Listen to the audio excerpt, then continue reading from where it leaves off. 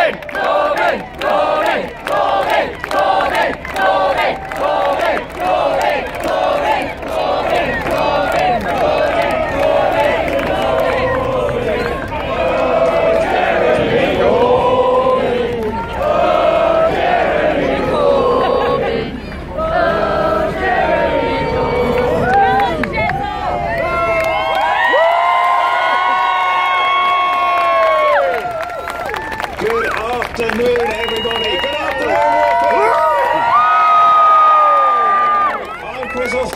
Watford's next Labour MP. When we started this campaign, we knew we had a huge task in front of us. But every day, our confidence has grown as more and more people than ever have come to join our campaign. Now, this is Watford's moment.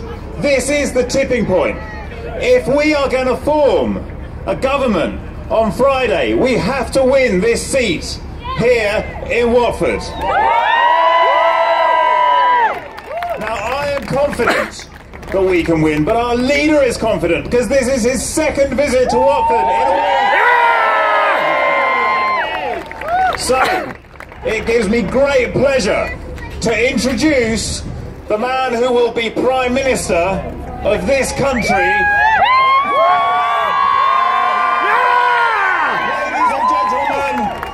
Corbyn!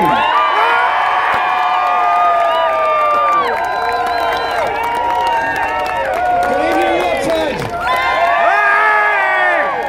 This is the 88th campaign rally that I've been to in this campaign. We started this morning at 8 o'clock on the streets of Glasgow. We've been to Runcorn. We've been on the beach at Corbyn Bay. It was very nice, but there wasn't time for a swim. But you know what? We had thousands of people there. And everywhere we're going, the crowds are bigger and bigger because something is happening in the air, isn't it? And when Chris talks about the importance of winning Watford, you cannot overestimate it. 1964 Labour government was elected, tipped over the line by Labour gaining Watford. Long time ago. Let's do it all again. Let's do it all again and get the vote out tomorrow to elect Chris as the MP for Watford. But also, it's not just about electing MPs, it's about what this campaign is about and about what we are offering to the people of this country. Because when we started this campaign 7 weeks ago, we had many very, very clever and very, very, very expert people who gave their very, very erudite and very expert opinion that it was all going to be a walkover. Well, sometimes people are wrong. Sometimes people underestimate the common sense of ordinary people in this country. Because there is a choice in this election, and the choice has never been clearer than it is in this election tomorrow. Well, thank you very much. That was the conclusion I was going to give you the lead up to. Is that okay if we just go through a bit of a lead up first? The Tory government has been in office since 2010. The Tory government came in and thought, yes, that's correct, and thought that the financial crisis should be paid for by cutting health spending, cutting education spending, cutting housing programmes, underfunding local government, freezing public sector wages, freezing benefits, and then are surprised that when they sack 20,000 police officers, there's a shortage of police officers. And what would this country look like with another 5 years of a Tory government? Just how long would the hospital waiting list be? Just how many people would be living in overcrowded, substandard, private rented flats in this country? Just how many people would be desperate to get somewhere to live? What sort of country would it be? that over the last 7 years has handed tax relief after tax relief to the biggest businesses and the wealthiest people and the hugest corporations in this country and around the world, and at the same time expected the rest of us to put up with the austerity that they've imposed. Well, that is what will happen if you re-elect a Tory government. They approach the Brexit negotiations not with a spirit of trying to get an agreement, but with a spirit of threatening the rest of Europe that they would turn this country into some kind of offshore tax haven for the very biggest business. I'll tell you this, a Labour majority in Parliament elected tomorrow will do things very, very differently indeed.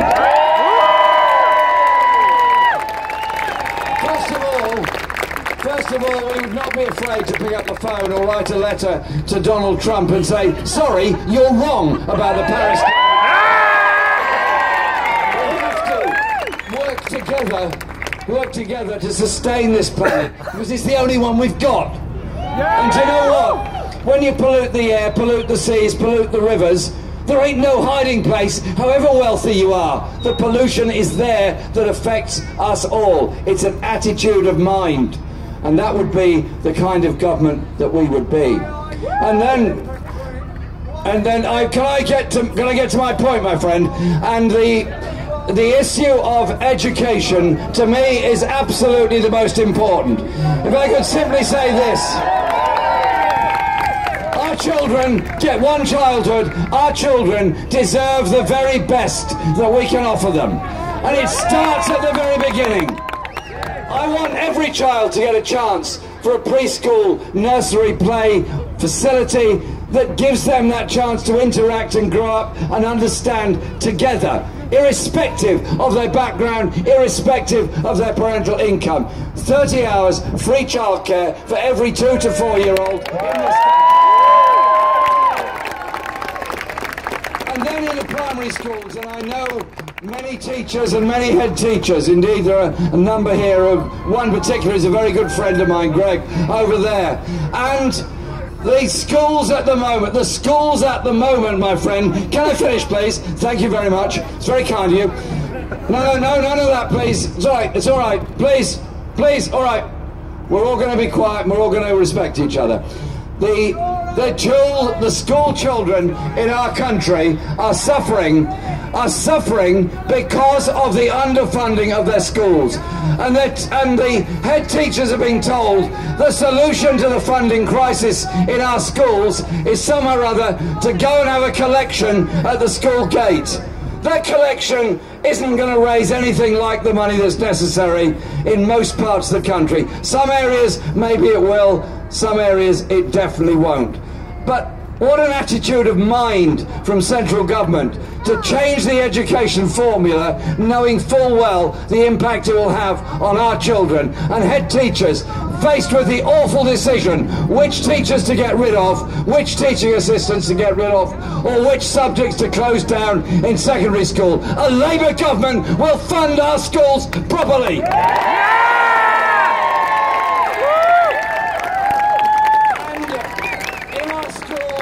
There'll be other changes as well. All children in primary schools will get a nutritious, decent, free school meal at lunchtime. And that brings them together. The Tories offer a breakfast at the value of 7 pence per child. It's an insult and it's utterly ridiculous. But schools and education aren't just about learning the subjects that we're all very familiar with. What schools are also about is enhancing the child's imagination and giving them the room to dream and the room to develop their imaginative skills. That's why we will bring in a pupil arts premium for every school so that every child can learn his own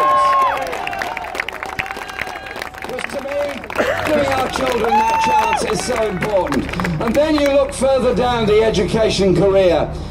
Too many young people don't get to go to college because they're put off by fees. Don't get to go to university because they're put off by fees. Don't get to go to college or university because they need support and they're not getting it.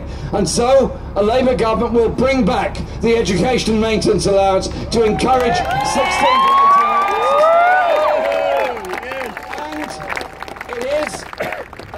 decision we've taken, but we believe that everyone deserves the right to get access to higher education if it's appropriate for them. So we will end college and university fees altogether. So that those currently doing their A-levels will know that when they get to university, a Labour government will have removed fees for them altogether. So that we'll do what many other countries do and invest in our young people for the future of all of us. That surely is something worth doing. And our health service we've spoken of many times, and this election has been partly dominated by it. There is an underfunding crisis in our hospitals and National Health Service. Yay. There is a reorganisation issue that closes many A&E departments, and there is an issue of the incredible strain that our NHS staff are put under. Firstly, let's thank our NHS staff for all they do. It's no good just praising them when there's a major emergency. Thank them every day and support them every day for the work that they do. And that includes bringing back nurse bursaries so there are sufficient numbers of nurses in the future. But the NHS is about, yes, of course, the physical care. It's also about the social care of those that need it, sometimes stuck in hospital because there's no social care available for them, or their families have to try and look after them, and it's nearly always women who have to give up jobs and lose careers in order to care for somebody who ought to be cared for in the social care system. And so while the Conservatives fiddle around, change their minds, and are unclear about what's going to happen, we're very clear. We will immediately put emergency funding into social care to deal with the crisis and establish a national care service alongside the NHS to support all those who need social care. It cannot be fair that if you get cancer, you're treated by the NHS. If you suffer from dementia, you might end up having to pay for it because it's a social care issue. Surely, in a caring society, we care for all. That's and we will properly fund the mental health service in this country and end the stigma attached to mental health, because it affects many of us. It's something we should be, as a society, dealing with properly. But all of this requires an attitude of mind about our economy. So a Labour government will establish a national investment bank that will invest in every part of the country. We started this morning in Scotland, we've been in the northwest, we've been in the Midlands, and now we're here in the south. The amount of government investment varies greatly from one part to the other.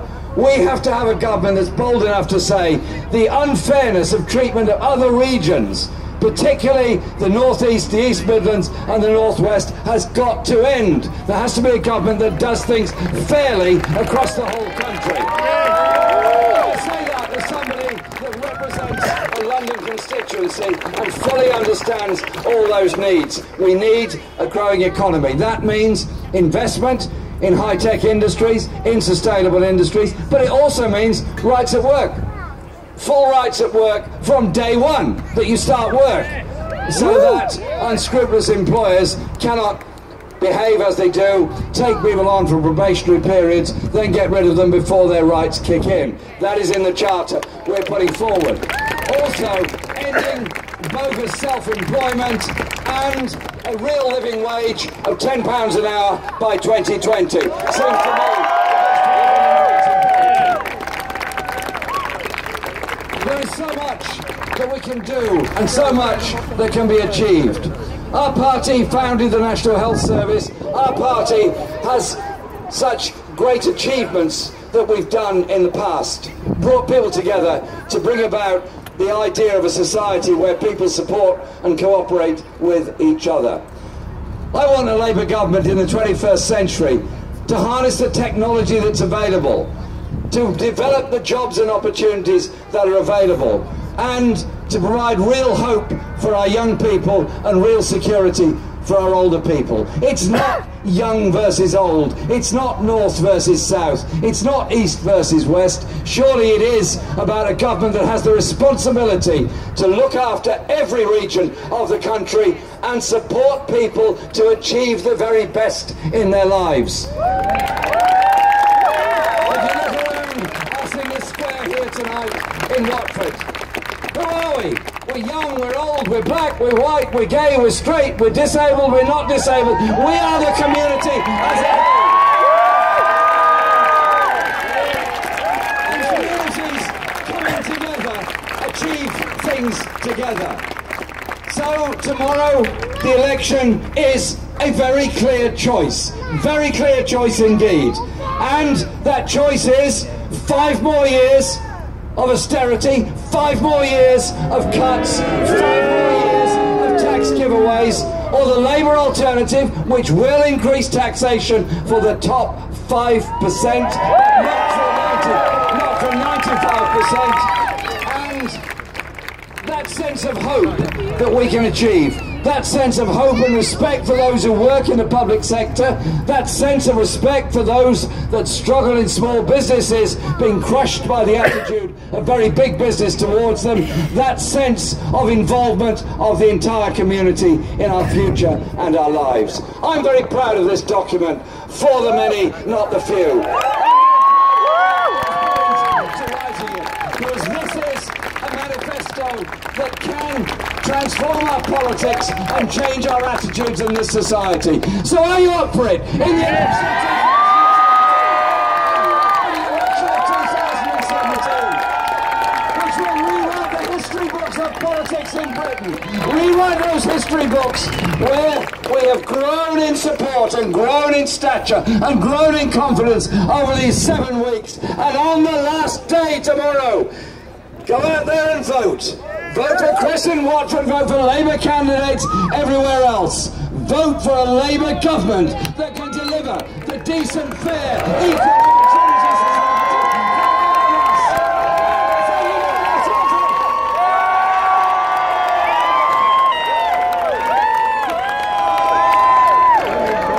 Ladies and gentlemen,